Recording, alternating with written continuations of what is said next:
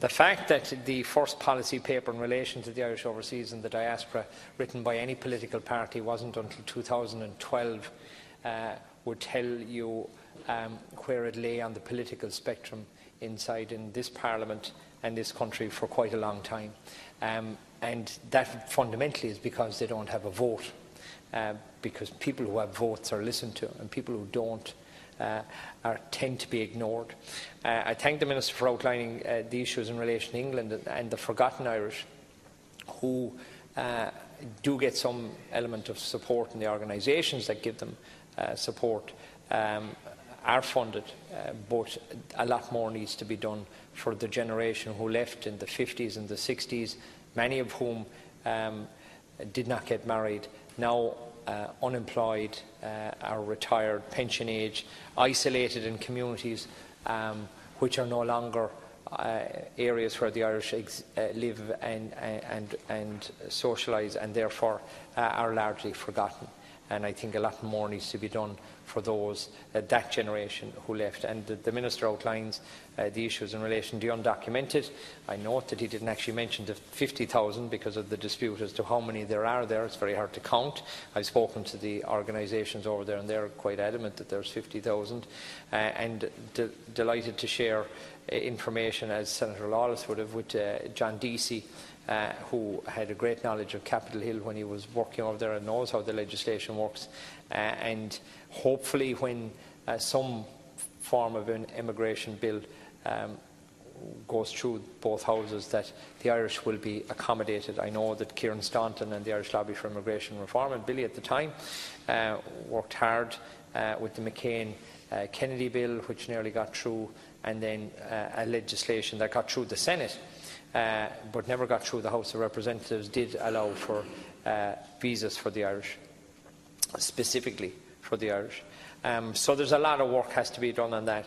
But things that were not mentioned, which is of concern, is initiatives that were put in place during the crisis and now seem to have gone by the wayside. Maybe the Minister would address some of those, like the parliamentary forum, where people who were of Irish descent, who were in parliaments, not just national parliaments but regional parliaments, were invited and were in the Dáil chamber, and Senator O'Claherty was there, as were others, for that initiative, which was a great initiative that would connect decision makers around the world who have Irish heritage, and yet was not grown. Minister, I think it's an area that maybe you would take up again, because Jimmy Deenan in that role organised that one, but now seems to have disappeared. And I don't think that's something that should disappear. I think it's something that should be either an annual, or certainly every 2 years there should be an event like that. The other two I would mention is Ireland Reaching Out,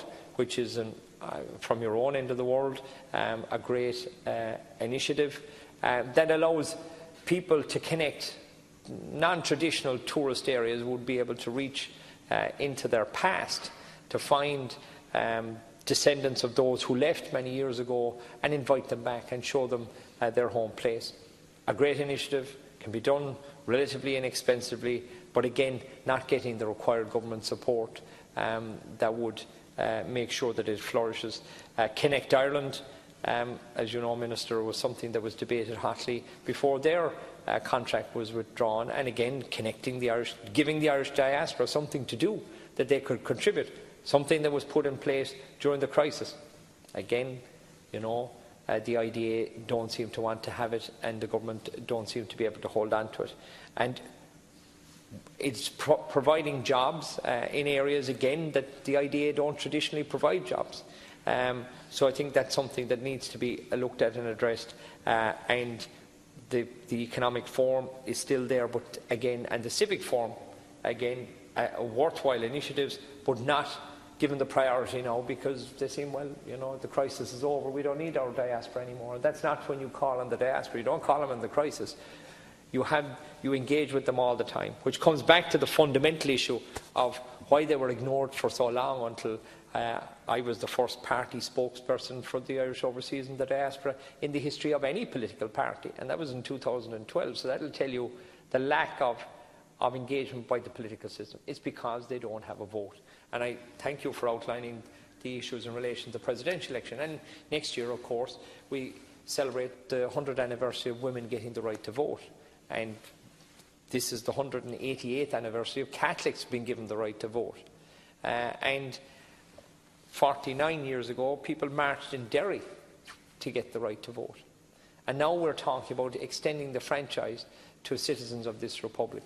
The most fundamental right of any citizen of any state is the right to vote.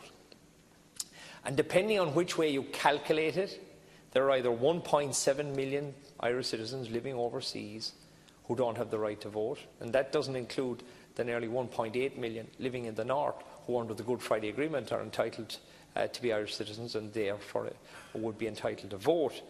So we have the equivalent of the cities of Dublin, Galway, Limerick, Waterford and Cork, citizens of this state who are unentitled and not entitled to vote because they don't live within the boundaries of the state. Now, nothing screams at you that this is more fundamentally unfair than the fact that if you happen to be a degree holder from Trinity College or one of the national universities and living in Australia, you have the right to vote in a parliamentary election in Ireland. Just because you have a degree, you have the right to vote.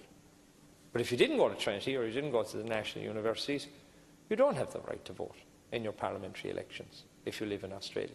If you're a plumber, that is not a republic. That is a republic that does not treat all the citizens of its nation equally. So, Minister, we would hope, and we had hoped, that for this presidential election coming, that there would be a right to vote for all Irish citizens, regardless of where they live, whether outside the state or overseas. But I think we need to make sure that that is done.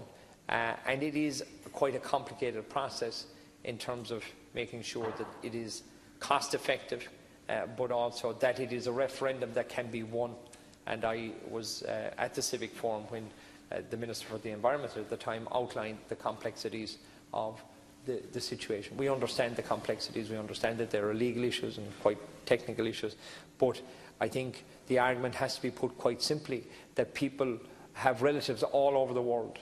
They have cousins and brothers and sisters in Australia, in England and in America, and surely they think that their relatives and their friends and their neighbours should have the right to vote to elect, at the very least, the first citizen of the state in the President, but also to have representation within this Parliament.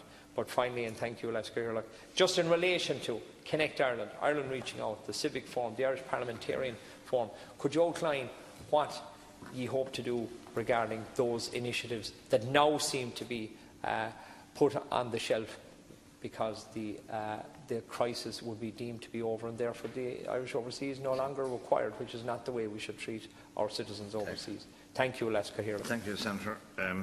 Senator Billy.